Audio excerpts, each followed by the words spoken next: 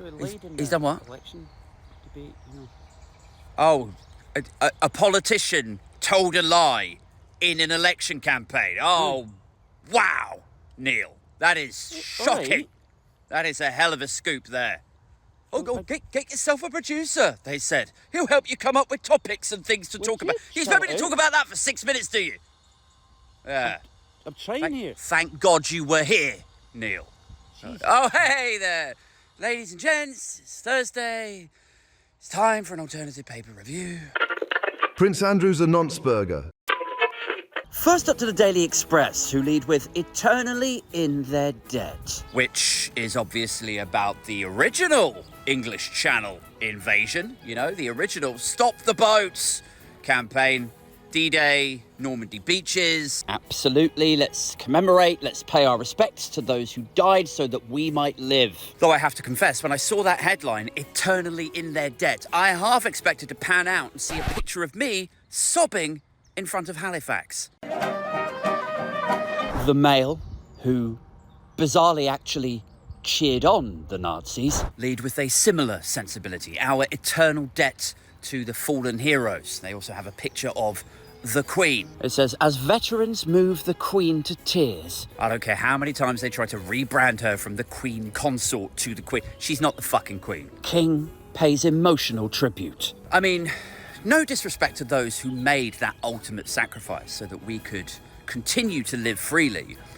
But I do think it's a bit weird how over the top. Like, it's like fucking Flag Nonce Thursday. Well, there is a little, shunty part of me that's a bit like, why are you not looking so sad? This is like Christmas for you. Also, I'm just going to be honest with you, right?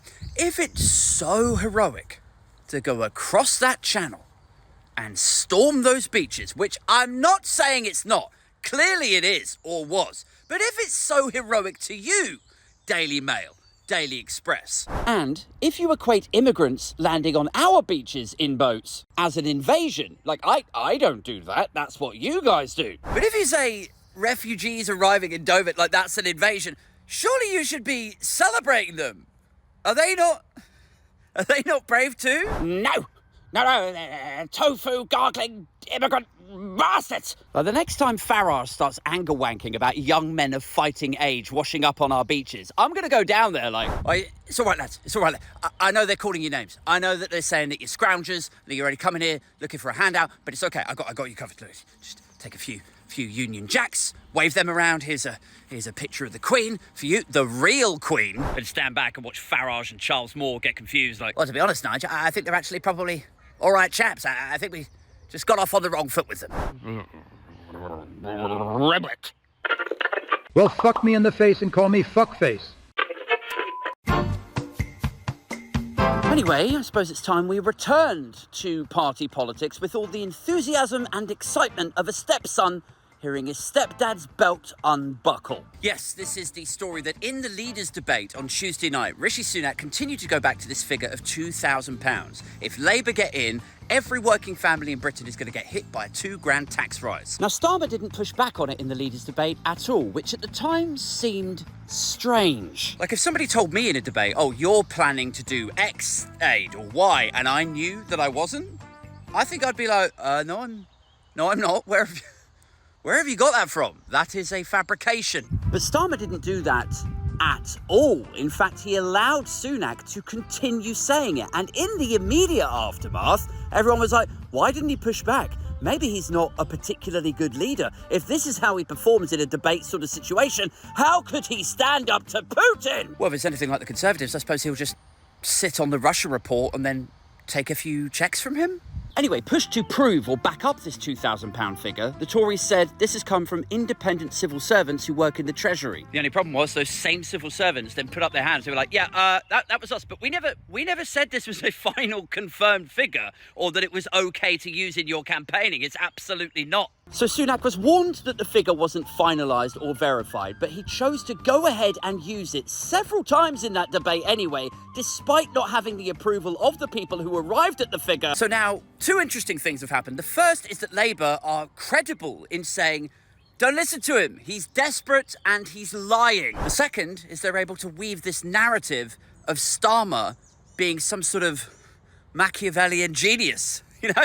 Like, I'm just going to hold back. I'm going to let him continue to say this lie, because at the end of the debate, all people will have heard in that debate is the £2,000 figure. Like, if it turns out that Starmer knew that that figure wasn't approved and ostensibly left Sunak with the rope to hang himself in that debate, Then honestly, that should win some sort of chess, not checkers award. of course, we shouldn't forget the fact that really, broadly, what we're discussing here is taxes. Who is going to hike them, by how much, and who are they going to hit with the tax hikes? And as Sophie Ridge quite eloquently explained last night, neither of the main political parties are being open and honest about this. I mean, the government's own Office of Budget Responsibility forecasts have said they anticipate the tax burden to rise over the coming years. So yeah, don't let that escape you, you know?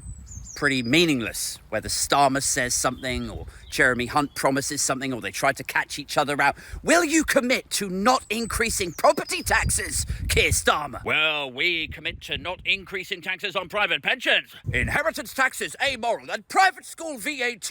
Ridge is basically right. None of them are being honest. The reality that we inhabit as citizens of this great country, the reality is this, is that we've got a colossal national debt that we have to keep paying the interest payments for.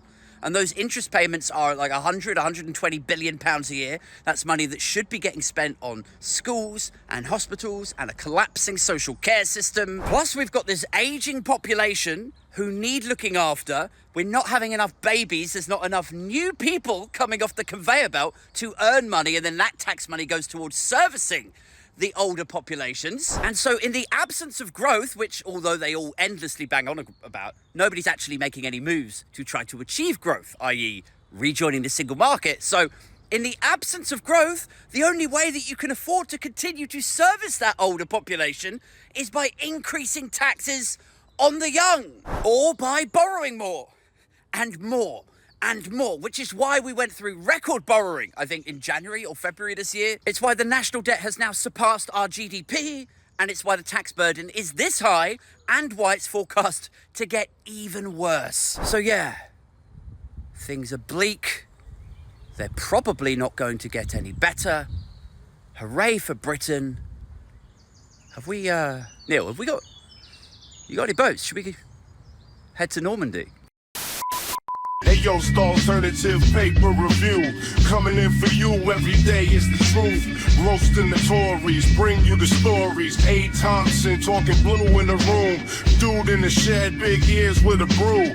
Drunk off his head, it appears had a few. Age 42, saying what's